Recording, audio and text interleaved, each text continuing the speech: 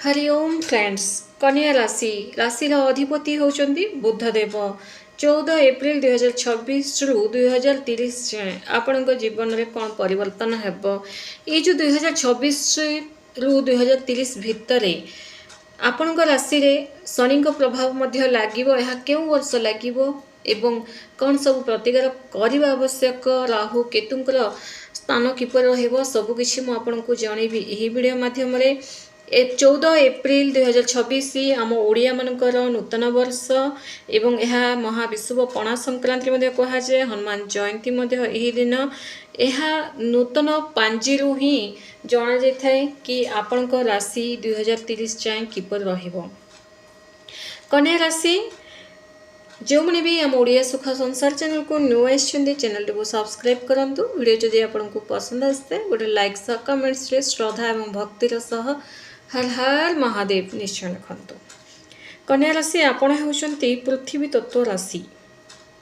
पृथ्वी तत्व राशि एवं कन्या राशि गोटे बढ़िया राशि, बहुत सुंदर राशि। कन्या राशि जोड़ा कि सबू जगार एडजस्टमेंट करके ही चली था लाइफटा कौन।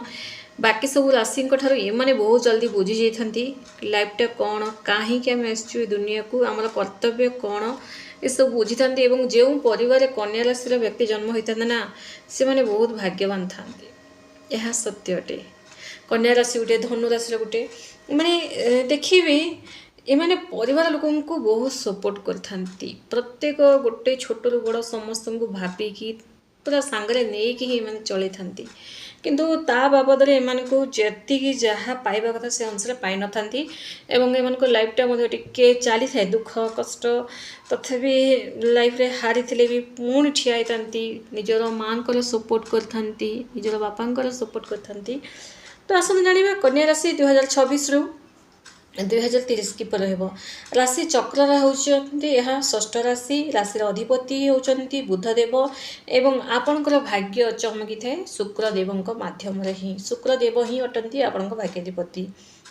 कन्या राशि जून 2027 वर्तमान शनिदेव आपणकर सप्तम घरे रही। शनिदेव सप्तम घरे 2026 रही, किंतु जून 2027 जाए ही रही सप्तम घरे।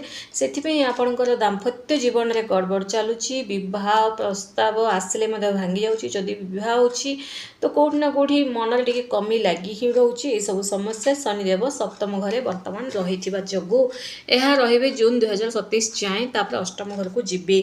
शनिदेव जो पर्यंत सप्तम घर रही आपण कौन जगह प्रॉपर्टी किणिले जो समस्या देखा यार कारण होउछन्ती शनिदेव सप्तम घर रहिबा।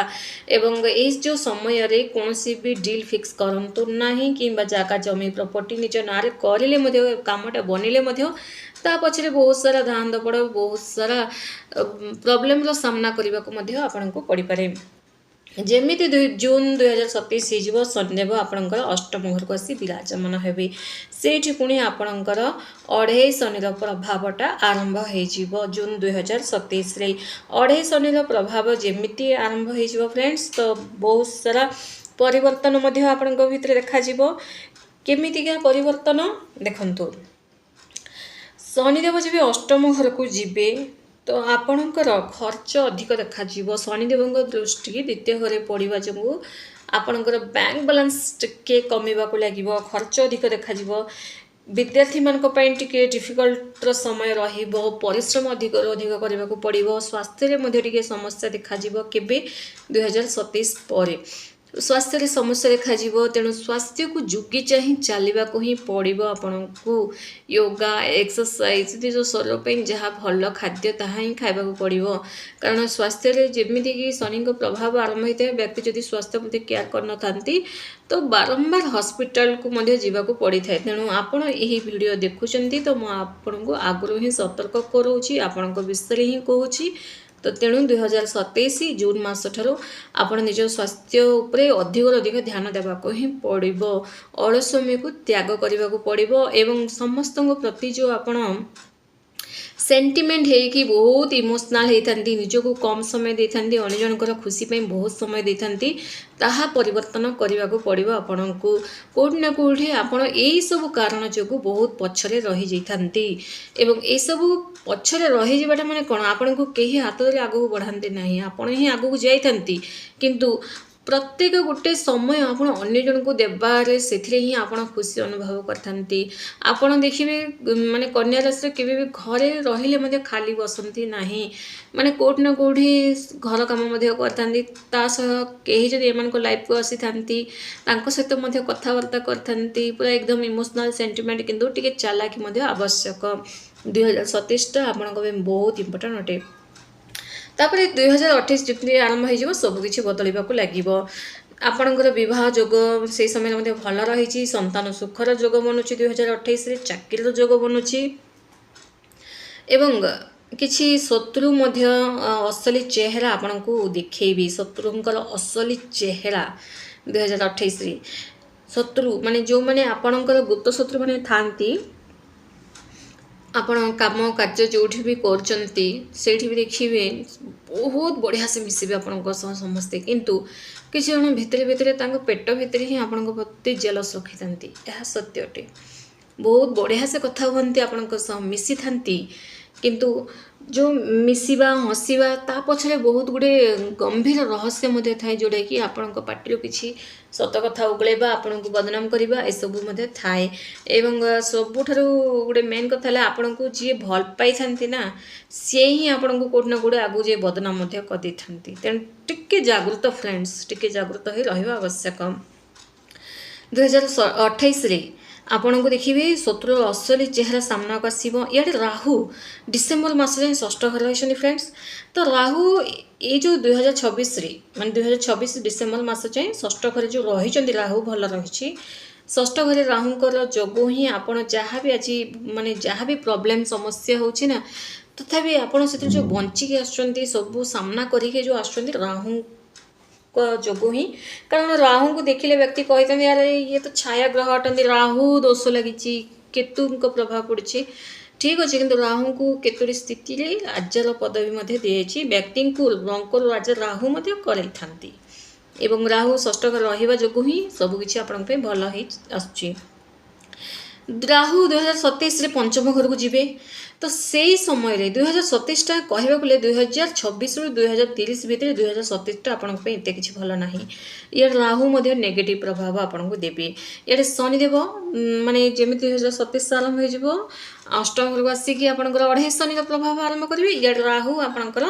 2027 पंचम घर को जी आपणकर किछि इच्छा रे बाधा सृष्टि करि पारंती एवं प्रेम संपर्क रे आपण ब्लॉक हो पारंती किंवा बदनाम जो टिके आगु कहली बदनाम जो हेबार संभावना ये सब राहु आपण को पंचम घर जे देखेबे देखंतु आपण क्वेश्चन उठी पारे राहु तो भल ग्रह कहले पुणी एबे काहे केमती कहउचंदी कि राहु किछि घरे जदि राहु रहिले शुभ फल जेन षष्ठ घरे रहिले राहु शुभ फल प्रदान करथांती राहु जदि 11तम घरे रहिले लाभ प्रदान करथांती सेमिति राहुंकर केउ घरे से विराजमान अछंती ताहा देखिबा को पड़ी थाए एवं राहु माने 2027 रे पंचम घर जीवे तो प्रेम संपर्क आपणकर एते भल रहिबो नाही राहु पुणी 2028 रु 2029 रे चतुर्थ घर को आसबि परिवार प्रति आपणकर खर्च करेंगे आपणकर जी भी अच्छी दीदी भाई भौणी जी भी अच्छी बह हो पारे कि आपणकर संतानकर बह हो पारे